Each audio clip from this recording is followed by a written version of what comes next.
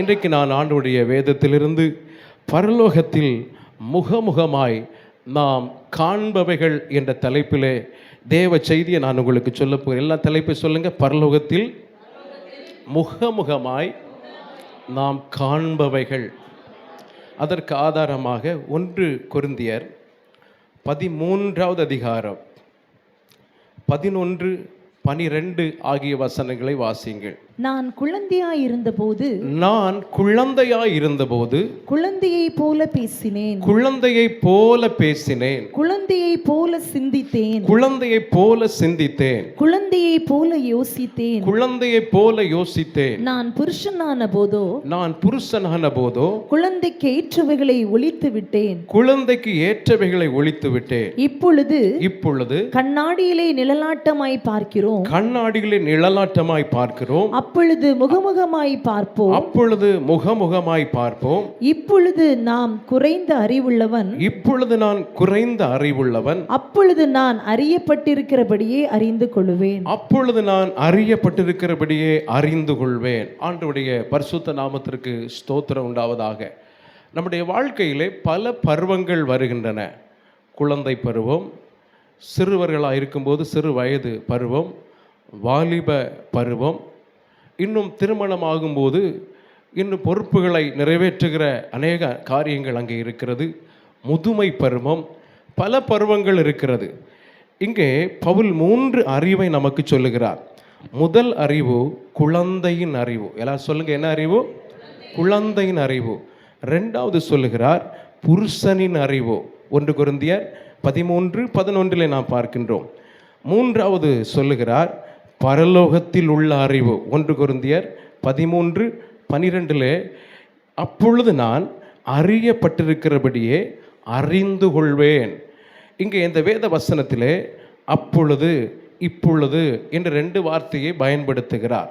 இப்பொழுது நிழலாட்டமாய் பார்க்கிறோம், அப்பொழுது முகமுகமாய் பார்ப்போம். இன்றைக்கு நாம் ஜெபத்திலே கவனித்தோம். நாம் எதை அதிகமாக வாஞ்சிக்க வேண்டும் என்று ஜெபம் பண்ணும்போது சொன்னாங்க, மேலானதை பார்க்கணும். என்ன பார்க்கணும்? பரலோக ராஜ்யத்துக்கு அடுத்தவைகளை நாம் பார்க்க வேண்டும் என்று ஆண்டவருடைய ஏவுதலோடு அவர்கள் ஜெபத்தில் நம்ம வழி நடத்தினார்கள். நாம் கர்த்தருடைய வருகையின் நாட்களிலே வந்திருக்கிறோம். இந்த நாட்கள் இயேசு கிறிஸ்து சீக்கிரம் வரப்போகிறார் என்பதை அத்தனை அடையாளங்களும் நமக்கு காட்டி கொண்டிருக்கிறது. அவருடைய வருகையை குறித்த அத்தனை தீர்க்க தரிசனங்களும் நிறைவேறிவிட்டன, அத்தனை அடையாளங்களும் நிறைவேறிவிட்டன. ஒவ்வொரு செய்தியும் இன்றைக்கு நம்மை நோக்கி சொல்லுகிறது, இயேசு வருகிறார், இயேசு வருகிறார். முதல் நூற்றாண்டிலே ஆண்டவரை ஏற்றுக்கொண்ட தேவ பிள்ளைகள் ஒருவரை ஒருவர் பார்க்கும்போது அவர்கள் சொல்லுகிற ஒரு வார்த்தை மாரநாதா. சொல்லுங்க, என்ன வார்த்தை? மாரநாதா.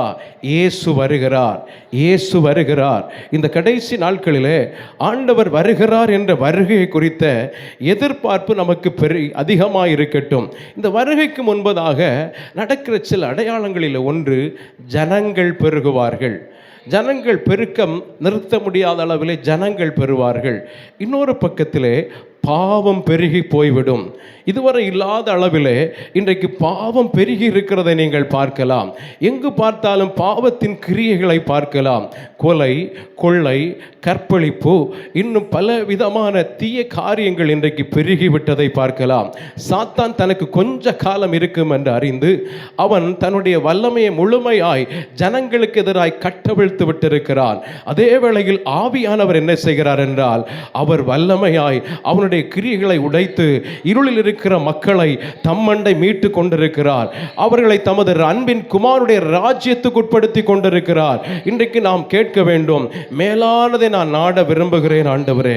இந்த கடைசி காலத்தில் நீங்கள் பார்க்கும்போது மனிதனுக்கு சாதாரணமாக இருக்கிற சுபாவ அன்பு குறைந்திருக்கிறதை பார்க்கலாம். இயேசு வருகையின் அடையாளத்தை சொல்லும் பொழுது மத்தேயு எழுதின சுவிசேஷம் 24வது அதிகாரம் 12ஆம் வசனத்திலே சொல்லுகிறார், அக்கிரமம் மிகுதி மிகுதி ஆகிறதினால் அநேகருடைய அன்பு தணிந்து போய்விடும். நீங்கள் இதுவரை இல்லாத அளவிலே மனிதன் மிருகத்தனமாய் மாறுகிறதை பார்க்கலாம். தெய்வீக அன்பை எங்கும் பார்க்க முடியாததை நீங்கள் காணலாம். பவுல் 2 தீமோத்தேயு 3ஆம் அதிகாரத்திலே தீமோத்தேயுக்கு நிருபம் எழுதும் பொழுது சொல்லுகிறார், கடைசி நாட்களிலே கொடிய காலம் வரும் என்று அறிவாயாக. மனிதர்கள் எப்படி இருப்பார்களாம்? அந்த வசனத்தை கொஞ்சம் வாசித்து பாருங்கள். 2 தீமோத்தேயு 3:2 முதல் பாருங்கள். எப்படியெனில் மனுஷர்கள் தற்பிரியராயும் பணப்பிரியராயும் வீம்புக்காரராயும் அகந்தை உள்ளவர்களாயும் தூஷிக்கிறவர்களாயும் தாய் தகப்பன்மாருக்கு கீழ்ப்படியாதவர்களாயும் நன்றி அறியாதவர்களாயும் பரிசுத்தம் இல்லாதவர்களாயும் சுபாவ அன்பில்லாதவர்களாயும் இணங்காதவர்களாயும் அவதூறு செய்கிறவர்களாயும் இச்சையடக்கம் இல்லாதவர்களாயும் கொடுமை உள்ளவர்களாயும் நல்லோரை பகைக்கிறவர்களாயும் துரோகிகளாயும் துணிகரம் உள்ளவர்களாயும் இருமாப்புள்ளவர்களாயும் தேவ பிரியராயிராமல் சுகபோக பிரியராயும் தேவ பக்தியின் வேஷத்தை தரித்து அதன் பலனை மறுதலிக்கிறவர்களுமாய் இருப்பார்கள். இப்படிப்பட்டவர்களை விட்டு நீ விலகு. இப்படிப்பட்டவர்களை நீ விட்டு விலகு. கடைசி காலத்தின் அத்தனை அடையாளங்களையும் நீங்கள் இன்றைக்கு காணலாம். அதில் பவுல் குறிப்பிடுகிறார், சுபாவ அன்பில்லாதவர்களாய் இருப்பார்கள். இன்றைக்கு எங்கு பார்த்தாலும் அன்பு குறைந்து விட்டது. இன்னும் நீங்கள் வேதத்தை படிப்பீர்களானால் லூக்கா எழுதின சுவிசேஷம் 18ஆம் அதிகாரம் 8ஆம் வசனத்தில் இயேசு சொல்லுகிறார், மனுஷகுமாரன் வரும்போது பூமியிலே விசுவாசத்தை காண்பாரோ. இன்றைக்கு விசுவாச துரோகம் ஏற்பட்டிருக்கிறதை நீங்கள் பார்க்கலாம். அநேகர் விசுவாசத்தை விட்டு வழி விலகி போய் கொண்டிருக்கிறதை பார்க்கலாம். மறுபக்கத்திலே யுத்தங்களின் செய்திகளையும் கேள்விப்படுவீர்கள். எங்கு பார்த்தால் இன்றைக்கு யுத்தங்களை நாம் கேள்விப்படுகிறோம். பூமி அதிர்ச்சிகள், கொள்ளை நோய்கள், இவைகளெல்லாம் இயேசு கிறிஸ்துவினுடைய வருகைக்கு அடையாளமாக இருக்கிறது. இந்த அடையாளங்களை எல்லாம் நாம் பார்க்கும் பொழுது இனி ஒரு தலைமுறை இந்த பூமியில் எழும்புமா என்பது சந்தேகத்துக்குரியதாக இருக்கிறது. இயேசு கிறிஸ்து சொன்னார், நோவாவின் நாட்களில் நடந்தது போல மனுஷகுமாரன் வரும் நாட்களில் நடக்கும். ஜனங்கள் பெண் கொண்டும் பெண் கொடுத்தும் இருந்தார்கள். ஜலப்பிரவாகம் வந்து அனைவரையும் வாரிக்கொள்ள போக மட்டும் உணராதிருந்தார்கள். இந்த கடைசி நாட்களிலே உணர்வில்லாதவர்களாய் வாழ்கிற ஒரு பெரும் கூட்ட மக்களை நீங்கள் பார்க்கலாம். இதன் நடுவிலே ஆண்டவர் பரலோக தரிசனத்தோடு வாழக்கூடிய ஒரு கூட்டத்தை தமக்கென்று பிரித்தெடுத்து மாசற்ற மனவாட்டியாக அவர் உருவாக்கி கொண்டிருக்கிறார். ஹல்லேலூயா. அந்த கூட்டத்திலே அவர் உங்களையும் என்னையும் நிறுத்த விரும்புகிறார். இன்னும் அந்த கூட்டத்திலே திரளான மக்களை நிறுத்த விரும்புகிறார். நீங்கள் வேத புத்தகத்தை படிக்கும் பொழுது இயேசு கிறிஸ்து வரும்போது அவருடைய வருகை எப்படி இருக்கும் அதை கொஞ்சம் நான் உங்களுக்கு காண்பித்து, பரலோகத்திலே நாம் முகமுகமாய் காணப்போகிறவைகள் எவைகள் என்று சில காரியங்களை சொல்லி அதை நாம் காண்பதற்கு நாம் என்ன செய்ய வேண்டும் என்று சொல்லி நாம் ஜெபிக்க போகிறோம். வேதத்தை நீங்கள் படிக்கும் பொழுது 1 கொரிந்தியர் 15ஆம் அதிகாரம் 40-41 தொடர்ந்து சில வசனங்களை படிக்கும் பொழுது ஆண்டவருடைய வருகையில் எப்படிப்பட்ட காரியங்கள் காணப்படும், அந்த வருகை எப்படி இருக்கும், நாம் எப்படி மாறப்போகிறோம் என்று அங்கே பவுல் நமக்கு சொல்லிக் கொடுக்கிறார். கொஞ்சம் வாசித்து பாருங்கள். வானத்துக்குரிய மேனிகளும் உண்டு, பூமிக்குரிய மேனிகளும் உண்டு, வானத்துக்குரிய மேனிகளுடைய மகிமையும் வேறே, பூமிக்குரிய மேனிகளுடைய மகிமையும் வேறே, சூரியனுடைய மகிமை வேறே, சந்திரனுடைய மகிமையும் வேறே, நட்சத்திரங்களுடைய மகிமையும் வேறே, மகிமையிலே நட்சத்திரத்திற்கு நட்சத்திரம் விசேஷித்திருக்கிறது. தொடர்ந்துள்ள வசனங்களை நீங்கள் வீட்டில் போய் வாசியுங்கள். 50ஆம் வசனத்தை பாருங்கள். சகோதரரே, நான் சொல்லுகிறது என்னவெனில் மாம்சமும் இரத்தமும் தேவனுடைய ராஜ்யத்தை சுதந்தரிக்க மாட்டாது. அழிவுள்ளது அழியாமையை சுதந்தரிப்பதில்லை. இதோ ஒரு ரகசியத்தை உங்களுக்கு அறிவிக்கிறேன். நாம் எல்லாரும் நித்திரை அடைவதில்லை, நாம் எல்லாரும் நித்திரை அடைவதில்லை. ஆகிலும் கடைசி எக்காலம் துணிக்கும் போது, கடைசி எக்காலம் துணிக்கும் போது, ஒரு நிமிஷத்திலே ஒரு இமை பொழுதிலே நாம் எல்லாரும் மறுரூபமாக்கப்படுவோம். எக்காலம் துணிக்கும், அப்பொழுது மரித்தோர் அழிவில்லாதவர்களாய் எழுந்திருப்பார்கள். ஹல்லேலூயா. கிறிஸ்துவுக்குள் மரித்தவர்கள் எக்கால சத்தம் துணிக்கும் போது அழிவில்லாதவர்களாய் எழுந்திருப்பார்கள். உயிரோடு இருக்கிற நாம் அவருக்கு எதிர்கொண்டு ஆகாயத்தில் என்றென்றேக்கு அவரோடு கூட இருக்க போகிறோம். இப்படிப்பட்ட ஒரு மகிமையான நம்பிக்கைக்கு ஆண்டவர் நம்மை அழைத்திருக்கிறார். இன்றைக்கு நான் உங்களுக்கு சொல்ல போகிற வார்த்தை, இந்த பூமியிலே நாம் அநேக காரியத்தை நிழலாட்டமாய் பார்க்கிறோம். நாம் செய்கிற ஆராதனை பரலோகத்திலே செய்யப்படுகிற ஆராதனைக்கு நிழலாட்டமான ஆராதனை. நம்முடைய வாழ்க்கை அத்தனை நிழலாட்டம். இப்போது கண்ணாடியிலே காண்கிறது போல் அந்த மகிமையை காண்கிறோம். இனி அந்த ஆவியானவராலே நாம் மகிமை மேல மகிமை அடைந்து மறுரூபமாக்கப்படுகிறோம். முதலாவது நாம் பரலோகத்திலே முகமுகமாய் காணப்போகிறது எது என்றால், யாரை என்றால் நம்முடைய பிதாவாகிய தேவனை பார்க்க போகிறோம். ஹல்லேலூயா. பிதாவாகிய தேவனை பார்க்க போகிறோம். நீங்கள் வேத புத்தகத்தை படிக்கும் பொழுது மத்தேயு எழுதின சுவிசேஷம் 5வது அதிகாரம் 48வது வசனம். மத்தேயு சுவிசேஷம் 5ஆம் அதிகாரம் 48வது வசனம். ஆகையால் பரலோகத்தில் இருக்கிற உங்கள் பிதா பூரண சற்குணராய் இருக்கிறது போல நீங்களும் பூரண சற்குணராய் இருக்க கடவீர்கள். ஆண்டவர் இயேசு இங்கே பிதாவை நமக்கு காட்டி கொடுக்கிறார். இயேசு தன்னை வெளிப்படுத்தின இடத்திலெல்லாம் அவர் ஒரு காரியத்தை சொல்லுவார், நானும் பிதாவும் ஒன்றாய் இருக்கிறோம், என்னை கண்டவன் பிதாவை கண்டார். இங்கே வேத வசனம் தெரிவிக்கிறது, பரலோகத்தில் இருக்கிற உங்கள் பிதா என்று ஆண்டவர் காட்டுகிறார். நாம் பிதாவை முகமுகமாய் பார்க்க போகிறோம்.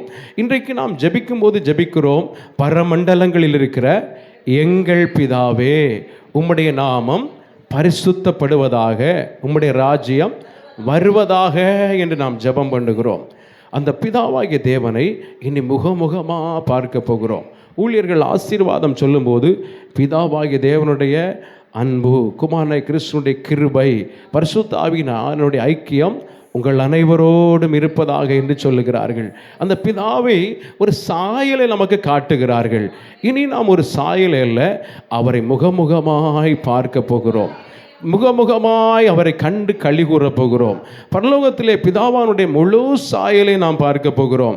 வேத புத்தகத்திலே இந்த ராஜ்யம் வருவதாக என்று சொல்லும்போது முதலாவது இந்த ராஜ்யத்தை ஆண்டவர் நம்முடைய உள்ளத்தில் ஸ்தாபிக்கிறார். எங்கே ஸ்தாபிக்கிறார்? இருதயத்திலே. ஆண்டவர் சொன்னார், இதோ தேவனுடைய ராஜ்யம் அங்கே என்றும் இங்கே என்றும் சொல்லப்படுவதற்கு ஏதுவாதபடி இதோ தேவனுடைய ராஜ்யம் உங்களுக்கு உள்ளே இருக்கிறதே. லூக்கா எழுதின சுவிசேஷம் 17வது அதிகாரம் 21வது வசனம். லூக்கா சுவிசேஷம் 17வது அதிகாரம் 21வது வசனம். இதோ இங்கே என்றும் அதோ அங்கே என்றும் சொல்லப்படுகிறதற்கு ஏதுவாயிராமல் இதோ தேவனுடைய ராஜ்யம் உங்களுக்குள் இருக்கிறதே என்றார். உங்களுக்குள்ளே இருக்கிறதே. எப்போது தேவராஜ்யம் நமக்குள்ளே வருகிறது சொல்லுங்க? யாருக்குள்ளெல்லாம் தேவராஜ்யம் இருக்கிறது? அல்லேலூயா.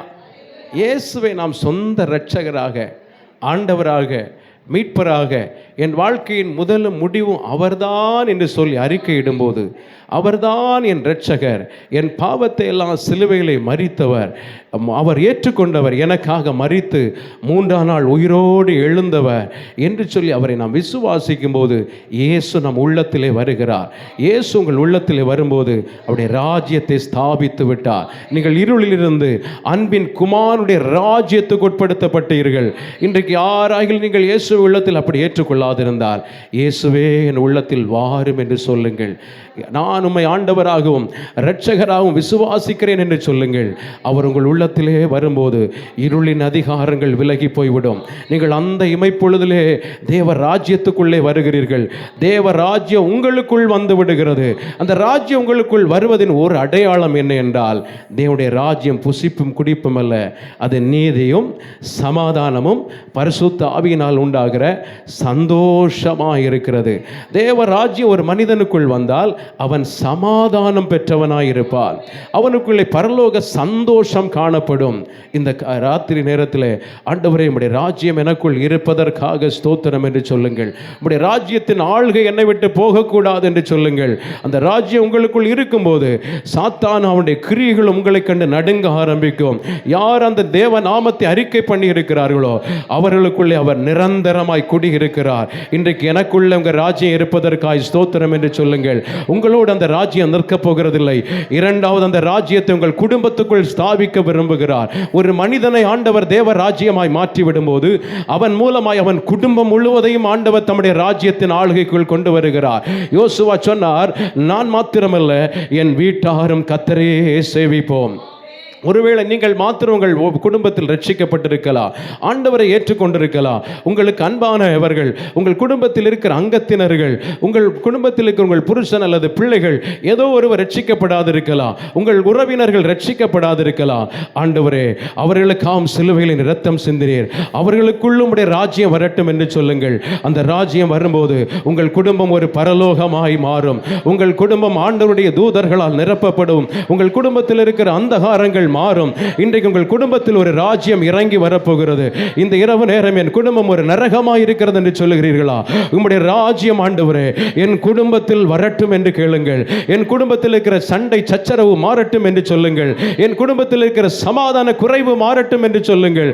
சமாதானத்தின் தேவன் உங்கள் குடும்பத்தை ஆளுகை செய்வார். உங்கள் குடும்பத்தில் வருகிறவர்கள் சொல்லுவார்கள், ஏதோ ஒரு பிரசன்னம் உன் வீட்டுக்குள் இருக்கிறது, ஏதோ ஒரு மகிமை உங்களுக்குள்ளே இருக்கிறது, உங்களுக்குள் இருக்கிறவர் பெரியவர் என்று சொல்லி உங்கள் மூலமாக ஆண்டவரை சாட்சியிடுவார்கள். இன்றைக்கு உங்கள் குடும்பத்துக்குள் கர்த்தர் தமது ராஜ்யத்தை ஸ்தாபிக்க விரும்புகிறார். உங்கள் குடும்பம் தேவ ராஜ்யமாய் மாற வேண்டும் என்பது தேவனுடைய திட்டமாய் இருக்கிறது. ஒரு குடும்பத்தையும் தேவன் அவருடைய திட்டத்தை இல்லாமல் ஏற்படுத்தவில்லை. இந்த பூமியிலே குடும்பத்தை ஏற்படுத்தினவரே கர்த்தர் தான். ஆனால் குடும்பத்திலே தேவ ராஜ்யத்தின் சந்தோஷத்தை இழக்க பண்ணுகிறவன் சாத்தான். தேவனுக்கும் ஆண்டவருக்கும் மனிதனுக்கும் இடையே இருக்க உறவை தடுக்கிறவன் பிசாசு.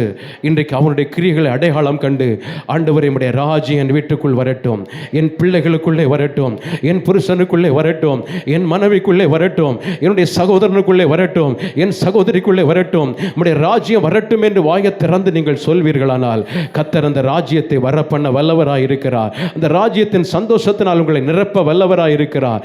இந்த ராஜ்யத்தை மூன்றாவதாக ஆண்டவர் சபைக்குள்ளே ஸ்தாபிக்கிறார். தேவ மக்களுக்குள்ளே அந்த ராஜ்யத்தின் ஆளுகை வருகிறது. அந்த ராஜ்யம் வரும்போது எல்லாரும் ஒன்றாக்கப்படுகிறார்கள், பிளவுகள் மாறுகிறது. இன்றைக்கு தேவ ராஜ்யம் திருச்சபைக்குள்ளே வருகிறது. தேவ ராஜ்யம் சபையோடு நின்று விடுகிறதில்லை. சபையின் மூலமாக தேசத்தை தேவ ராஜ்யம் சந்திக்கிறது.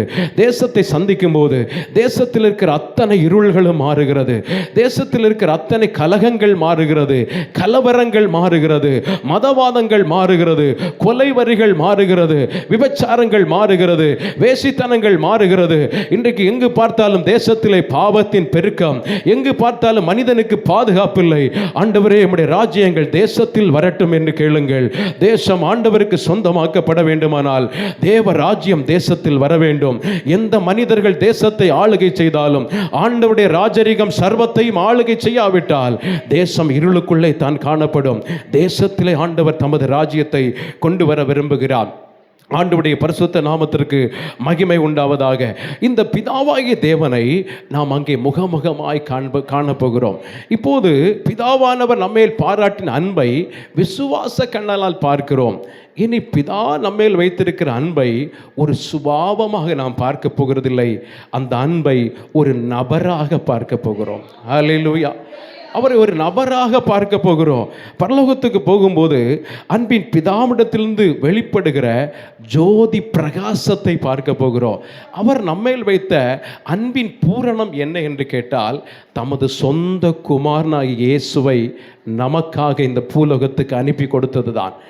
யோவான் 3:16 சொல்லுகிறது, தேவன் தம்முடைய ஒரே பேராயன குமாரனை விசுவாசிக்கிறேன் எவனோ அவன் கெட்டு போகாமல் நித்திய ஜீவன் அடையும்படிக்கு அவரை தந்தருளி இவ்வளவாய் உலகத்தில் அன்பு கூர்ந்தார். குமாரனா இயேசுவை நமக்கு அனுப்பி கொடுத்ததுதான் முழு அன்பை நமக்கு காட்டி கொடுக்கிறது. பத்மதீவிலே யோவான் ஆவிக்குள்ளான போது அந்த அன்பை ஆண்டவர் காட்டி கொடுக்கிறார். பிதாவின் அன்பை யோவான் எப்படி பார்க்கிறார்? வெளிப்படுத்தின விசேஷம் 4வது அதிகாரம் 3ஆம் வசனத்திலே பதுமராகமாக நீங்கள் பார்த்து பாருங்கள், வச்சிரக்கல்லாக அதை கொஞ்சம் காட்டி கொடுக்கிறார். வாசிக்கலாம். வெளிப்படுத்தல் 4ஆம் அதிகாரம் 3வது வசனம். வீற்றிருந்தவர் பார்வைக்கு வச்சிரக்கல்லும் பதுமர ராகத்துக்கு ஒப்பாயிருந்தார். அந்த சிங்காசனத்தை சுற்றிலும் ஒரு வானவில் இருந்தது. அவருடைய அன்பை நாம் அங்கே காண்கிறோம். அவருடைய அன்பு நம்முடைய வாழ்க்கையில் என்ன செய்தது என்றால் நம்முடைய திரளான பாவத்தை மூடி போட்டு விட்டது. இன்றைக்கு யார் மேல் ஆண்டவர் அன்பு கூறுகிறாரோ அவருடைய பாவங்களை எல்லாம் அந்த அன்பு மாற்றுகிறது. ஆண்டவரே, உம்முடைய அன்பு என் மேலே வெளிப்படட்டும் என்று கேளுங்கள். இந்த உலகத்தில் யார் உங்கள் மேல் அன்பு வைத்தாலும் உங்கள் வாழ்க்கையில் இருக்கிற பாவ கரையை நீக்க முடியாது. தெய்வீக அன்பு உங்கள் பாவத்தை மாற்றுகிறது, உங்கள் பாவத்தை நீக்கி விடுகிறது. கிழக்குக்கு மேற்குக்கு எவ்வளவு தூரமோ அவ்வளவு தூரமாக உங்கள் பாவத்தை மாற்றி விடுகிறது. அந்த பிதாவை குறித்து பைபிள் என்ன சொல்லுகிறது என்றால் அவர் ஜோதிகளின் பிதா. யாக்கோபு 1:17 சொல்லுகிறது, நன்மையான எந்த ஈவும் பூரணமான எந்த வரமும் பரத்திலிருந்து ஜோதிகளின் பிதாவிடத்திலிருந்து இறங்கி வருகிறது. அவ்விடத்தில் யாதொரு மாறுதலும் வேற்றுமை நிழலும் இல்லை. மாறுதல் இல்லாதவர், வேறுபாடு இல்லாதவர், பட்சபாதம் இல்லாதவர். அந்த பிதாவை குறித்து பைபிள் சொல்லுகிறது, இரக்கத்தின் பிதா, மகிமையின் பிதா, அவர் நித்திய பிதா. இந்த பூமியில் இருக்கிற பிதாக்கள் நித்தியமானவர்கள் அல்ல, நிரந்தரமானவர்கள் அல்ல. தங்கள் வாழ்க்கை முடியும் போது குறிப்பிட்ட வயதோடு வருடத்தோடு இந்த உலகத்தில் இருக்கிற பிதாக்கள் மரித்து போகக்கூடியவர்கள். ஆனால் பரலோகத்தில் உங்களுக்காகவும் எனக்காகவும் நம் அனைவருக்காகவும் இருக்கிற அந்த பிதா, முகமுகமாய் நாம் பார்க்க போகிற அந்த பிதா நித்திய பிதாவாய் இருக்கிறார். கடந்த காலத்தில் அவர் பிதா, இந்த நிகழ்காலத்திலும் பிதா, வருங்காலத்திலும் பிதா, நித்திய பிதாவாய் இருக்கிறார், மாறாத பிதாவாய் இருக்கிறார். நித்திய பிதாவாக நீங்கள் அவரை ஏற்றுக்கொண்டிருப்பது, அவரை தரிசிக்க போகிறதை போல ஒரு பெரிய பாக்கியம் ஒன்றுமில்லை. அந்த பிதாவாகிய தேவனை நம்ம பார்க்க போகிறோம். ஆண்டவருடைய நாமத்திற்கு மகிமை உண்டாகட்டும். இன்றைக்கு அநேகர் ஆண்டவர் தங்களுக்குள் இருந்தாலும் அவரை அறியாதவர்களாக இருக்கிறார்கள். தங்களுக்குள் அவர் இருப்பதை உணராதிருக்கிறார்கள். தோமா ஒரு விஷயம் இயேசுவிடத்தில் கேட்கிறான், ஆண்டவரை நீர் போகிற வழியை நாங்கள் அறியோம், நீர் எங்கே போகிறீர் என்று கேட்டபோது ஆண்டவர் சொல்லிக் கொடுக்கிறார், நான் தான் வழி, நான் தான் சத்தியம், நான் தான் ஜீவன் என்று சொல்லிக் கொடுக்கிறார். வேத புத்தகத்தில் யோவான் சுவிசேஷம் 14ஆம் அதிகாரம் 5-6 வசனங்கள் நீங்கள் அதை பார்க்கலாம். மத்தேயு எழுதின சுவிசேஷம் 13:11 சொல்லுகிறது, பரலோக ராஜ்யத்தின் ரகசியம் உங்களுக்கு அருளப்பட்டது, அவர்களுக்கோ அருளப்படவில்லை. ஆண்டவர் இந்த பரலோகத்தை குறித்து சொல்லும் பொழுது சொல்லிக் கொடுக்கிறார். மத்தேயு எழுதின சுவிசேஷம் 25ஆம் அதிகாரம் 34ஆம் வசனத்திலே பிதாவாகிய தேவன் என்ன சொல்ல போகிறாராம், வலது பக்கத்தில் நிற்கிறவர்களை பார்த்து, என் பிதாவினால் ஆசீர்வதிக்கப்பட்டவர்களே, உலகம் உண்டானது முதல் உங்களுக்காக ஆயத்தம் பண்ணப்பட்டிருக்கிற ராஜ்யத்தை நீங்கள் சுதந்தரித்துக் கொள்ளுங்கள். அந்த ராஜ்யத்தை தேவன் நமக்கு வைத்திருக்கிறார்.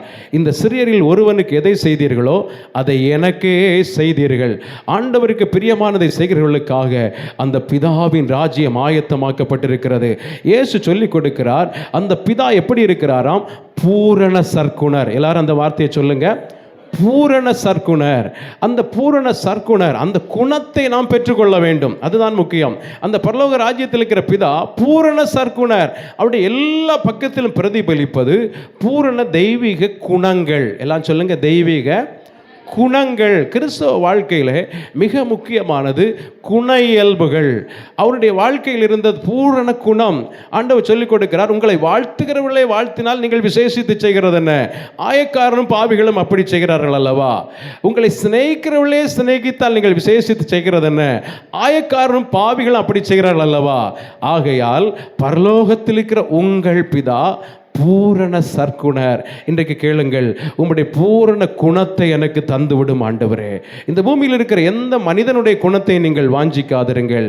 ஆண்டவருடைய குணத்தை நீங்கள் வாஞ்சிக்கும் போது அந்த திவ்ய சுபாவத்தினால் ஆண்டவர் உங்களை நிரப்புவார். உங்களை காண்பவர்கள் கர்த்தரை காண்பார்கள். இயேசு சொன்னதைப் போல, என்னை கண்டவன் பிதாவை கண்டான். உங்களை காண்பவர்கள் கர்த்தரை காணும்படி அந்த குணத்தை நீங்கள் வாஞ்சியுங்கள். இரண்டாவது நாம் பரலோகத்திலே காணப்போகிறது யாரை என்றால், நம்மேல் அன்பு கூர்ந்த இயேசுவை முகமுகமாய் காணப்போகிறோம். ஹல்லேலூயா. அவரை காணப்போகிறோம். இன்றைக்கு நாம் நிழலாட்டமாய் பார்க்கிறோம். ஏதோ ஊழியர்கள் சொல்லும்போது இயேசு அன்பாயிருப்பார், இரக்கமுள்ளவராயிருப்பார், பாவங்களை மன்னிப்பார், வியாதியை சுகமாக்குவார், மரித்தோரை எழுப்புவார், அவரை குறித்து கொஞ்சம் காதால கேட்கிறோம், கொஞ்சம் விசுவாச கண்களால் கற்பனை செய்து பார்த்து கொண்டிருக்கிறோம். ஆனால் அவரை முகமுகமாய் இனி பார்க்க போகிறோம். யோவான் எழுதின சுவிசேஷம் 3வது அதிகாரம் 13வது வசனத்தை கொஞ்சம் வாசித்து பாருங்கள். யோவான் 3ஆம் அதிகாரம் 13வது வசனம். பரலோகத்தில் இருந்து இறங்கினவரும் பரலோகத்தில் இருக்கிறவருமான மனுஷகுமாரனை அல்லாமல், பரலோகத்தில் இருக்கிறவருமாகிய மனுஷகுமாரனை அல்லாமல் பரலோகத்துக்கு ஏறுகிறவன் ஒருவனும் இல்லை. பரலோகத்துக்கு ஏறினவன் ஒருவனும் இல்லை. அவர் பரலோகத்தில் இருந்தவர், இறங்கினவர், இப்போதும் பரலோகத்தில் இருக்கிறார். மரித்து உயிர்த்து 3ஆம் நாள் அவர் எழுந்து பரமேறி சென்றவர், இன்றைக்கும் பரலோகத்தில் இருக்கிறார். அந்த ஆண்டவரை நாம் முகமுகமாய் பார்க்க போகிறோம். அவருடைய மகத்துவத்தை பார்க்க போகிறோம். ஜோதி பிரகாசத்தை பார்க்க போகிறோம். அவருடைய முழு சாயலையும் பார்க்க போகிறோம். ஆண்டவருடைய பரிசுத்த நாமத்துக்கு ஸ்தோத்திரம் உண்டாகட்டும். ஆகவே தன் பக்தர்கள் பாடல்களை பாடும்போது பாடினார்கள், இன்ப இயேசு ராஜாவை பார்த்தால் போதும், மகிமையில் அவரோடு கூட வாழ்ந்தால் போதும், முட்கிரீடம் சூட்டப்பட்ட தலையை பார்ப்பேன், வாரினால் அடிப்பட்ட முதுகை பார்த்து ஒவ்வொரு காயங்களால் முத்தம் செய்வேன். அந்த ஆண்டவரை நாம் பார்க்கும்போது அளவில்லாத மகிழ்ச்சி நம்முடைய உள்ளத்தில் எழும்ப போகிறது. ஹல்லேலூயா. அவர் நம்மை பார்க்கும்போது நம்மை விடவும் அவருக்கு கோடான கோடி மகிழ்ச்சி நம்மேலே. ஏனென்று சொன்னால், அவர் தமது ஆத்தும வருத்தத்தின் பலனை கண்டு திருப்தி ஆவார். ஏசாயா 53ஆம் அதிகாரம் 11வது வசனம் நமக்கு தெரிவிக்கிறது. ஆண்டவர் ஆத்தும வருத்தத்தின் பலனை கண்டு திருப்தி ஆவார். என்னுடைய இரத்தத்தை முழுவதையும் சிந்தி கொடுத்தேன். என்னுடைய பிள்ளைகளின் இரத்தத்தால் மீட்கப்பட்டு தங்கள் வாழ்க்கையை பரிசுத்தமாய் காத்து கொண்டு நான் ஆயத்தம் பண்ணின என் ராஜ்யத்துக்கு வந்து விட்டார்கள் என்று சொல்லி அவர் நம்மை பார்க்கும்போது தம்முடைய அன்பின் நிமித்தம் அவர் அமைதியாக இருப்பார் என்று வேதம் சொல்லுகிறது. ஆண்டவர் நம்மை காண அவர் எதிர்பார்த்து கொண்டிருக்கிறார். நம்முடைய துக்கத்துக்கெல்லாம் ஒரு முடிவு உண்டாக போகிறது. கண்ணீர் கவலைகளுக்கெல்லாம் ஒரு முடிவு உண்டாக போகிறது. பூமிக்குரிய வாழ்க்கையெல்லாம் முடிந்து ஒரு நித்திய சந்தோஷத்தை நாம் அனுபவிக்க போகிறோம். கர்த்தரால் மீட்கப்பட்டவர்கள் ஆனந்த களிப்புடனே பாடி திரும்பி சீயோனுக்கு வருவார்கள். சஞ்சலம் தவிப்பு ஓடி போகும். நித்திய மகிழ்ச்சி அவர்கள் தலைமையில இருக்கும். அந்த பரலோகத்தில் அழுகை இல்லை, அங்கே கண்ணீர் இல்லை, அங்கே வியாதி இல்லை, அங்கே நோவில்லை, அங்கே உயர்ந்தவன் தாழ்ந்தவன் என்ற பாகுபாடு இல்லை, அங்கே பிரிவினைகள் இல்லை. அங்கே ஆட்டுக்குட்டியானவரே விளக்காயிருப்பார். அங்கே சந்தோஷமயம், அங்கே மகிழ்ச்சி மயம், எப்போதும் அவரை முகமுகமாய் தரிசிக்கிற இன்பம். இன்றைக்கு அந்த முகமுகமாய் பார்க்க போகிற இயேசுவை உங்கள் கண்கள் முன் நிறுத்திக் கொள்ளுங்கள். நீங்கள் வேதனையின் உச்சகட்டத்திலே போகும்போது இயேசு எனக்காய் வைத்திருக்கிற அந்த ராஜ்யத்தின் மேன்மை பெரிது என்று சொல்லுங்கள். அதை உங்கள் கண்ணால பாருங்கள். இப்பொழுது நாம் கண்ணாடியிலே பார்க்கிறோம், நிழலாட்டமாய் பார்க்கிறோம். இனி முகமுகமாய் அந்த நேசரை பார்க்க போகிறோம். ஹல்லேலூயா. நாம் 3வதாக பரலோகத்திலே பார்க்க போகிறது, முகமுகமாக பார்க்க போகிறது, ஆவியானவரை பார்க்க போகிறோம். யோவான் எழுதின சுவிசேஷம் 14வது அதிகாரம் 16, 17 வசனங்கள். நான் பிதாவை வேண்டிக் கொள்வேன், நான் பிதாவை வேண்டிக் கொள்ளுவேன், அப்பொழுது என்றென்றைக்கும் உங்களுடனே கூட இருக்கும்படிக்கு, அப்பொழுது என்றென்றைக்கு உங்களோடு இருக்கும்படிக்கு சத்திய ஆவியாகிய வேறொரு தேற்றரவாளனை அவர் உங்களுக்கு தந்தருளுவார். சத்திய ஆவியாகிய வேறொரு தேற்றவாளனை அவர் உங்களுக்கு தந்தருளுவார். உலகம் அந்த சத்திய ஆவியானவரை காணாமலும், உலகம் அந்த சத்திய ஆவியானவரை காணாமலும் அறியாமலும் இருக்கிறபடியால் அவரை பெற்றுக்கொள்ள மாட்டாது. அவர் உங்களுடனே வாசம் பண்ணி உங்களுக்குள்ளே இருப்பதால் நீங்கள் அவரை அறிவீர்கள். இங்கே இயேசு பரிசுத்த ஆவியானவரை தேற்றரவாளன் என்று அறிமுகம் செய்கிறார். ஆவியானவர் ஒரு பக்கத்தில் நம்மை தேற்றுகிற தேற்றரவாளன். இயேசு பிதாவின் வலது பாரிசத்திலே போய் பரிசுத்த ஆவியை நமக்கு அனுப்பி கொடுத்திருக்கிறார். காத்திருந்தவர்கள் மேலே ஆவியானவர் ஊற்றப்பட்டார். இயேசுடைய வருகை வரைக்கும் இந்த ஆவியானவர் இந்த பூமியிலே கிரியை செய்து கொண்டே இருப்பார். ஏனென்றால் அவருக்காக ஒரு மணவாட்டி சபையை ஆயத்தப்படுத்தும்படியாக ஆவியானவர் இந்த கடைசி காலத்திலே ஊழியம் செய்து கொண்டே இருக்கிறார். அந்த ஆவியானவர் இன்றைக்கு நமக்குள்ளே கிரியை செய்து கொண்டே இருக்கிறார். வான் புறாவாக இயேசு ஜெபம் பண்ணின போது அவர் மேலே வந்தார். மேல் வீட்டிலே காற்றாக வந்தார். சீசர்களுக்கு அக்கினிமயமான நாவாக அவர்கள் மேலே வந்து இறங்கினார். இன்றைக்கும் ஆவியானவரை நீங்கள் வாஞ்சிக்கும் போது அவர் உங்களுக்குள்ளே காற்றாக வருகிறார், அக்கினியாய் வருகிறார், வல்லமையாய் வருகிறார். இன்றைக்கு எதை இழந்து போனாலும் ஆவியானவரை இழந்து போகாதிருங்கள். ஆவியானவரோடு இணைந்து நடக்கிறதை விட்டு விடாதிருங்கள். நீர் எனக்கு தேவை என்று கேளுங்கள். அவர் உங்களை தங்கி தாபரிக்க விரும்புகிறார். எப்பொழுது அவர் உங்களுக்குள் வந்து விட்டாரோ அதிலிருந்து நீங்கள் அவருடைய ஆலயமாய் இருக்கிறீர்கள். நீங்களே அவருடைய ஆலயம். நீங்கள் ஆண்டவர் தங்குகிற ஆலயம். நீங்கள் எங்கு போனாலும் தனிமை போகவில்லை, ஆவியானவரை சுமந்து கொண்டு போகிறீர்கள். அந்த ஆவியானவர் உங்களோடு இருப்பாரானால் அந்த ஆவியானுடைய பிரசன்னத்தினாலே இருளின் அதிகாரங்கள் நடுங்க ஆரம்பிக்கும். இன்றைக்கு ஆண்டவரே உங்கள் பிரசன்னம் என்னோடு இருப்பதற்காய் ஸ்தோத்திரம் என்று சொல்லுங்கள். உம்முடைய பிரசன்னத்தை எனக்கு தாரும் என்று கேட்பதை விட விசுவாச அறிக்கையாக சொல்லுங்கள். ஆவியானவரே நீர் என்னோடு இருக்கிறீர், உம்முடைய பிரசன்னம் என்னோடு இருக்கிறது, அந்த சமூகம் என்னோடு இருக்கிறது. இயேசு போன இடம் எல்லாம் ஆவியானவர் இருந்தார். ஆகவே அவரை காணும் போதே அசுத்த ஆவிகள் நடுங்கின என்று வேதம் சொல்லுகிறது. இந்த பூமியில் நீங்கள் வாழும்போது ஆண்டவரை காண்பிப்பதற்கு உங்களுக்குள்ளே தரப்பட்டிருப்பது தான் இந்த பரிசுத்த ஆவியானுடைய அபிஷேகம். இன்றைக்கு உங்கள் சரீரத்தையும் ஆத்துமாவையும் தேவன் அவருடைய ஜெப வீடாக மாற்றி உங்களுக்குள்ளிருந்து வாக்கு கடங்காத பெருமிச்சுகளோடு இன்றைக்கு விண்ணப்பம் பண்ணி கொண்டே இருக்கிறார். இந்த ஆவியானவர் உங்களுக்குள் வரும்போது முதலாவது செய்கிற காரியம் என்ன என்றால் பரலோக பரிசுத்தத்தை உங்களுக்குள்ளே கொண்டு வருகிறார். இந்த உலகம் அசுத்தம் நிறைந்தது, பாவம் நிறைந்தது. இந்த ஆவியானவர் தான் இந்த பாவம் நிறைந்த உலகத்திலே பரிசுத்தமாய் வாழ பலன் தருகிறார். ஆகவே நீங்கள் கேட்க வேண்டும், உம்முடைய ஆவியானவர் எனக்கு தேவை. இந்த இடத்தில் அபிஷேகம் பெறாதவர்கள் நீங்கள் யாராக இருப்பீர்களானால் ஆண்டவரே உம்முடைய அபிஷேகம் எனக்கு வேண்டும் என்று கேளுங்கள். எல்லாரும் சொல்லுங்க, ஆவியானவரே உம்முடைய அபிஷேகம் எனக்கு வேண்டும், எனக்குள்ள வாரும்.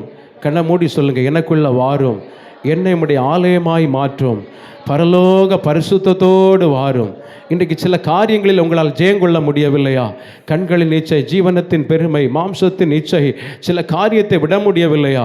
அதை ஜெயிப்பதற்கு ஒரே உங்களுக்கு உதவி செய்கிற ஒருவர் இருக்கிறார், ஆவியானவர். கிறிஸ்து இயேசுனுடைய ஆவியின் பிரமாணம் பாவம் மரணம் என்கிற பிரமாணத்தில் என்று என்னை விடுதலை ஆக்கிற்று. இன்றைக்கு சில காரியத்தை விட வேண்டும் என்று எண்ணுகிறீர்கள். இந்த காரியத்தை பார்ப்பது சரியில்லை என்று உங்கள் மனம் சொல்லுகிறது. ஆனால் உங்களை அறியாமலே அதை பார்க்கிறீர்கள். சில தீமையான காரியத்தை சொல்லக்கூடாது, பேசக்கூடாது, எனக்குள்ளே இதை விட்டுவிட வேண்டும் என்று எண்ணுகிறீர்கள். உங்களை அறியாமல் மறுபடியும் நீங்கள் வேண்டாம் என்று விட்டுவிடுகிறதை செய்ய ஆரம்பிக்கிறீர்களா? இன்றைக்கு ஆவியானவர் உங்களுக்குள்ளே வரும்போது எந்த காரியத்தை உங்கள் வாழ்க்கையில் விட முடியவில்லையோ அதிலிருந்து ஜெயம் கொள்ளும்படி ஆவியானவர் உதவி செய்கிறார். இன்றைக்கு அந்த ஆவியானவர் உங்களுக்குள்ளே பூரணமாய் இறங்கி வர விரும்புகிறார். உங்களை மாசற்ற மணவாட்டியாக உருவாக்க விரும்புகிறார், கற்புள்ள கன்னியாக உருவாக்க விரும்புகிறார். இந்த இடத்துல நீங்கள் ஏதோ கல்வியை கற்றுக்கொள்ள மாத்திரம் அல்ல, இயேசு விரும்புகிற ஒரு நல்ல மணவாட்டியாய் உங்களை உருவாக்கி ஆண்டவருக்கு உகந்த ஒரு வாசனை உள்ளவர்களாக, ரட்சிக்கப்படுகிறவர்களுக்குள்ளேயும் கெட்டு போர்களுக்குள்ளேயும் வாசனை வீசுகிறவர்களாக உங்களை மாற்றும்படி அவர் விரும்புகிறார். பாவம் செய்யும் போது இந்த ஆவியானவர் என்ன செய்கிறார் என்றால் இதயத்தை வாதிக்கிறார். உடனே ஒரு காரியம் நடக்கிறது, மனசாட்சி ஓலமிடுகிறது. நீ தவறு செய்தாய், நீ பாவம் செய்தாய், நீ பொய் சொன்னாய், நீ தவறான இடத்துக்கு போனாய், தவறானதை செய்தாய். இந்த ஆவியானவர் உங்களுக்கு இருப்பதன் ஒரு அடையாளம் அதுதான். இன்றைக்கு அந்த ஆவியானவர் உங்களுக்குள் வருவாரானால் உங்களை உணர்த்த ஆரம்பிப்பார். நீ செய்கிறது சரியில்லை என்று உணர்த்துவார். அவர் வரும்போது பாவத்தை உணர்த்துவார், நீதியை உணர்த்துவார், நியாய தீர்ப்பை உணர்த்துவார். இந்த இடத்தில் ஆவியானவர் இருக்கிறார். வருகிறார். என்னை உணர்த்தும் ஆவியானவரே என்று கேளுங்கள். நான் செய்கிற தவறை உணர்த்துகிற ஆவியானவரே என்று சொல்லுங்கள். உணர்வை அளிக்கும் ஆவியானவர், ஞானத்தை அளிக்கும் ஆவியானவர், கர்த்தருக்கு பயப்படுகிற பயத்தை அளிக்கும் ஆவியானவர் இன்றைக்கு இயேசுவின் மேலே தங்கி இருந்ததை போல கண்களை மூடி வலது கரத்தை உயர்த்தி கேளுங்க. உங்க மேல அந்த ஆவியானவர் வருவார். உங்கள் மேல ஒரு ஞானத்தின் ஆவியாக வருவார். என்னால் சரியா படிக்க முடியவில்லை, படிக்கிற காரியம் மறந்து விடுகிறது, என்னுடைய வாழ்க்கையில் அநேக காரியத்தில் தோற்று விடுகிறேன் என்று சொல்கிறீர்களா? இந்த ஆவியானவர் உங்களுக்கு ஜெயம் தரப்போகிறார். வெள்ளம் போல சத்துரு வரும்போது ஆவியானவர் அவனுக்கு விரோதமாய் ஜெயக்கொடி பிடிப்பார். அநேக நேரத்தில் நீங்கள் பலவீனப்பட்டு விடுவீர்களா? இந்த ஆவியானவர் உங்கள் பலவீனத்தில் உதவி செய்வார், உங்களுக்கு உதவி செய்வார். அந்தபடி ஆவியானவரும் நமது பலவீனங்களில் நமக்கு உதவி செய்கிறார். நாம் ஏற்றபடி வேண்டிக் கொள்ள வேண்டியது இன்னதென்று அறியாதிருக்கிறபடியினால் ஆவியானவர் வாக்கு கடங்காத பெருமூச்சுகளோடு நமக்காக வேண்டுதல் செய்கிறார். இன்றைக்கு ஆவியானவர் இங்கே வந்திருக்கிறார். ஆவியானவரே, நீர் எனக்கு வேண்டும் என்று கேளுங்க. பிள்ளைகள் கேளுங்க, வாலிபர்கள் கேளுங்க, முதியவர்கள் கேளுங்க. அந்த ஆவியானவர் உங்களை நிரப்பும் போது நீண்ட நாட்களாக உங்கள் வாழ்வில் இருக்கிற கேள்விக்கு ஒரு முற்றுப்புள்ளி உண்டாக போகிறது. இந்த இரவு நேரம் நீங்கள் இங்கே வரவில்லை, ஆவியானவர் தான் உங்களை கொண்டு வந்திருக்கிறார். இந்த இடத்தில் நீங்கள் வந்திருப்பது ஒரு திட்டத்தோடு வந்திருக்கிறீர்கள். இந்த இடத்தில் ஆவியானவர் உங்களை முன்குறித்து கொண்டு வந்திருக்கிறார். அது சிறியவர்களாக இருக்கலாம், வாலிபர்களாக இருக்கலாம், முதியவர்களாக இருக்கலாம். உங்கள் மேல் ஆவியானவருக்கு ஒரு திட்டம் இருக்கிறது. ஆவியானவர் உங்களை கொண்டு சிலதை செய்ய வேண்டும் என்று விரும்புகிறார். ஒரு தொலைதூர தரிசனத்தோடு உங்களை கொண்டு வந்திருக்கிறார். உங்களை சிலரை ஆண்டவர் அப்போஸ்தலராய் இங்கே உருவாக்குகிறார், தீர்க்க தரிசிகளாய் உருவாக்குகிறார், சுவிசேஷர்களாய் உருவாக்குகிறார், போதகர்களாய் உருவாக்குகிறார், மேய்ப்பர்களாய் உருவாக்குகிறார், கர்த்தருக்கென்று சில போர் வீரர்களாய் உருவாக்குகிறார். இந்த இடம் சாதாரணமான இடம் அல்ல. தேவனுடைய வார்த்தையினாலே நீங்கள் உருமாற்றப்பட போகிறீர்கள். இந்த ஜெப வேளையிலே ஆவியானவர் சிலரை உங்களில் தொட விரும்புகிறார். உங்கள் சிந்தனைகளை தொட விரும்புகிறார், உங்கள் கண்களை தொட விரும்புகிறார், உங்கள் காதுகளை தொட விரும்புகிறார், சிலருடைய உள்ளங்களை தொட விரும்புகிறார். ஆவியானவர் அவருடைய ஸ்தானாதிபதிகளாக உங்களை மாற்ற வேண்டும் என்று விரும்புகிறார். ஆவியானவரே, நீர் எனக்கு வேண்டும். அத்தனை பேர் கண்ணை மூடி கேளுங்க. ஆவியானவரே, உங்க பிரசன்னம் எனக்கு வேண்டும். எல்லாரும் கண்ணை மூடி கேளுங்க. உங்க வல்லமை எனக்கு வேண்டும். ரப கரபலா அந்தல் கடகபல ஹத்துநாதரா அல்கடா ரகதனா. தண்ணீரிலிருந்து ஒரு மீனை வெளியே எடுத்து விட்டால் அது செத்து போகிறத போல ஆவியானவரே, நான் உம்மை விட்டு விலகிவினால், நீர் என்னை விட்டு விலகினால் நான் மரித்தவனாய் மாறிவிடுவேன். நீங்க இல்லாத ஒரு வாழ்க்கை எனக்கு வேண்டாம். உங்க பிரசன்னம் எனக்கு வேண்டும் ஆண்டவரே. உன்னதத்திலும் பரிசுத்த ஸ்தலத்திலும் வாசம் பண்ணுகிறவர் பணிந்தவருடைய ஆவியை உயிர்ப்பிக்கும்படியாக, நொறுங்கினவருடைய ஆவியை உயிர்ப்பிக்கும்படியாக இங்கே வந்திருக்கிறார். நீங்கள் எந்த நிலையில் இங்கே வந்திருந்தாலும் உங்கள் உள்ளங்களை உயிர்ப்பிக்கிறார், உங்கள் வாழ்க்கையை உயிர்ப்பிக்கிறார். உடர கதன கந்தல் கடகபலா அந்தர் கடகபல பௌடரபலா. உங்களில் வாசமாயிருக்கிற ஆவியானவர் சாவுக்கு எதுவான உங்கள் சரீரங்களை உயிர்ப்பிப்பார், உங்கள் எலும்புகளை நினமுள்ளதாய் மாற்றுகிறார். இந்த ஜெப வேளையில் ஆவியானுடைய வல்லமை இரத்தத்துக்குள் இறங்குகிறது, நரம்புகளுக்குள் இறங்குகிறது, உங்கள் அவயவங்களுக்குள் இறங்குகிறது, உங்கள் ஆவியில் இறங்குகிறது, உங்கள் ஆத்துமாவில் இறங்குகிறது, உங்கள் சரீரத்தில் இறங்குகிறது.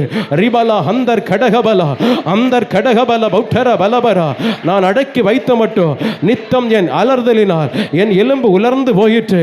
மனம் திறந்து பேசுங்க. சில பிரச்சனைகளை உங்களுக்குள்ளே அடக்கி வேதனைப்பட வேண்டாம். ஆவியானவரே, என்னுடைய இயலாமை இது என்று சொல்லுங்க. என்னுடைய வாழ்க்கையில் இருக்கிற பலவீனம் இது என்று சொல்லுங்க. என்னுடைய வாழ்க்கையில் முடியாத சில காரியம் இருக்கிறது, எனக்கு உதவி செய்யுங்க என்று கேளுங்க. ஆவியானவர் உதவி செய்ய வந்திருக்கிறார், உங்களை விடுவிக்க வந்திருக்கிறார், உங்களை தொடுகிறார். ரிபா லகா ரகா தரா ஹந்தரா அத்துனா ரகட கதன ஹந்தர் கடகபலா. வாயை திறந்து துதியுங்க. கண்ணை மூடி ஒன்று சொல்ல முடியாட்டா ஸ்தோத்திரம் என்று சொல்லுங்க, ஸ்தோத்திரம் என்று சொல்லுங்க, ஸ்தோத்திரம் என்று சொல்லுங்க. உங்க நாவில ஒரு வல்லமை தொடும், உங்க நாவில ஒரு வல்லமை தொடும், உங்க நாவில சில அதிகாரம் வெளிப்படும். சங்கர் கடகபல ஹத்துனா தரகபலாம் அந்தர் கடகபல ஹத்துனா தரகபல அர்கட கபல ஹந்தர் கடகபல அர்கட கதன கந்தல் கடகபல ஹத்துனா ரகதனா. மகிமை இறங்கி கொண்டிருக்கிறது, தெய்வீக பிரசன்னம் இறங்கி கொண்டிருக்கிறது. ஆவியானவர் காற்றாய் இறங்குகிறார், நெருப்பாய் இறங்குகிறார், நெருப்பாய் இறங்குகிறார். உங்கள் உள்ளத்தில் ஒரு ஜெப தீய போடுகிறார், ஜெப அக்கினியை போடுகிறார், ஜெப அக்கினியை போடுகிறார். அணையாத அக்கினி, அந்த அக்கினி இறங்குகிறது. நீங்கள் அவரோடு பேசத்தக்கதாக பரலோக பாசைகளை தருகிறார். பரியாச உதடுகளினால, அந்நிய பாசையினால இந்த ஜனத்தோடு பேசுவார். இதுவே இளைத்தவனை இளைப்பாற பண்ணத்தக்க இளைப்பாறுதல், இளைப்பாறுதல், இளைப்பாறுதல், இளைப்பாறுதல். ஆவியானவரே, உம்முடைய வல்லமை இறங்கி கொண்டிருப்பதற்காக நன்றி அப்பா. உங்க மகிமை இறங்கி கொண்டிருப்பதற்காக நன்றி ஆண்டவரே. தெய்வீக சத்தம் உம்முடைய பிள்ளைகளை சந்திக்கட்டும் ஆண்டவரே. உடல கந்தல் கடகபலா, நீங்கள் மனம் திறந்து பேசுங்க. உங்களுக்குள் இருக்கிற சில மன அழுத்தங்கள் மாறுகிறது, மன அழுத்தங்கள் மாறுகிறது. குடும்பத்தை குறித்த மன அழுத்தம், பிள்ளைகளை குறித்த மன அழுத்தம், வாழ்க்கையில் இருக்கிற தேவைகளை குறித்த மன அழுத்தம், சரீரங்களில் இருக்கிற பலவீனங்களை குறித்த மன அழுத்தம், சில டிப்ரெஷன் மாறுகிறது. சாத்தான் சில மன அழுத்தங்களை கொண்டு போட்டு உன் வாழ்க்கை முடிந்தது என்று சொல்லும்போது ஆவியானவர் ஒரு புதிய துவக்கத்தை தருகிறார். ஓ ரிபாலா கரபாலா, முடிந்த இடத்துல புதிய துவக்கம், புதிய துவக்கத்தை தருகிறார். எல்லாமே முடிந்தது என்று எண்ணுகிறாயா? இல்லை, இனிதான் புதிய துவக்கம். இயேசுவின் நாமத்தில் ஒரு புதிய ஆரம்பம், உங்கள் வாழ்க்கையில் ஒரு புதிய ஆரம்பம், ஒரு புதிய அத்தியாயத்தை ஆவியானவர் எழுதுகிறார். ரிபா லகா தரா தரஹா அல்கட ரகதனா அன்கள் கடகபல கதன கதனா. நான் செய்கிறதை தடுப்பவன் யார் என்று சொல்லுகிற ஒருவர் இங்கே வந்திருக்கிறார். எந்த மனுஷனும் தடுக்க முடியாது, பிசாசு தடுக்க முடியாது, பில்லி சூனியம் தடுக்க முடியாது, மாந்திரிகம் தடுக்க முடியாது, துன்மார்க்கன் தடுக்க முடியாது. ரிபா லகா தரஹா, அவர் உன்னை குறித்த சித்தத்தை தாயின் கருவில் உருவாகும் முன்னமே அவர் நிர்ணயித்து விட்டார், நிர்ணயித்து விட்டார். நான் நிர்ணயித்ததை தடுப்பது யார்? நான் நினைத்தது நடக்கும், நான் நிர்ணயித்தது நிலை நிற்கும், நிலை நிற்கும். ஷகா ரகா தரா அல்கடா தரதனா. உம்மை குறித்து காதால கேட்டேன், இப்பொழுது என் கண் உம்மை காண்கிறது. அந்த யோபு சொன்னதை போல ஆண்டவருடைய கிரியைகளை காண போகிறீர்கள். ரீபாலா கந்தர் கடகபலா. ஆவியானவரே, உங்க வல்லமை இந்த இடத்தில் இருக்கிற அத்தனை பேரையும் தொடுவதாக, உங்க பிரசன்னம் தொடுவதாக, உங்க மகிமை தொடுவதாக. நன்றி ஆவியானவரே, நன்றி ஆவியானவரே. இந்த ஆவியானுடைய சமூகத்தினால உடைய பிள்ளைகள் நிரப்பப்படுவார்களாக. இந்த ஆவியானவர் உங்களுக்குள் செய்கிற பெரிய காரியம் என்ன என்றால், வேத வசனத்தை நினைப்பூட்டி தருகிறார். வேத வசனங்கள் மூலம் உங்களை உணர்த்துகிறார். ஜபத்தினால், வசனத்தினால் உங்களை பரிசுத்தமாக்குகிறார். இதுதான் ஆவியானவர் செய்கிற ஒரு பெரிய காரியம். எப்போதும் சொல்லுங்க, நீர் வேறு நான் வேறல்ல ஆண்டவரே. நாம் எல்லாரும் ஒருவராயிருக்கிறோம். கர்த்தரோடு இருக்கிறவன் அவரோடு ஒரே ஆவியாயிருக்கிறான், அவரோடு ஒரே ஆவியாயிருக்கிறான். கர்த்தரோடு இசைந்து இருக்கிறவன். கண்களை மூடி சொல்லுங்க, நீர் வேறு நான் வேறல்ல, நாம் இருவரும் ஒருவரானோ. நீர் வேறு அல்ல, நாம் இருவரும் வரானோ. நீர் வேறு நான் வேறல்ல, நாம் இருவரும். நீர்தான் என் ஜீவன், நீரே என் ஜீவன், நீரே என் தூய்மை, நீரே என் ஞானம், நீரே எல்லாம். நீரே என் ஜீவன், நீரே என் தூய்மை, நீரே என் ஞானம், நீரே எல்லாம். நீர் வேறு நான் வேறல்ல.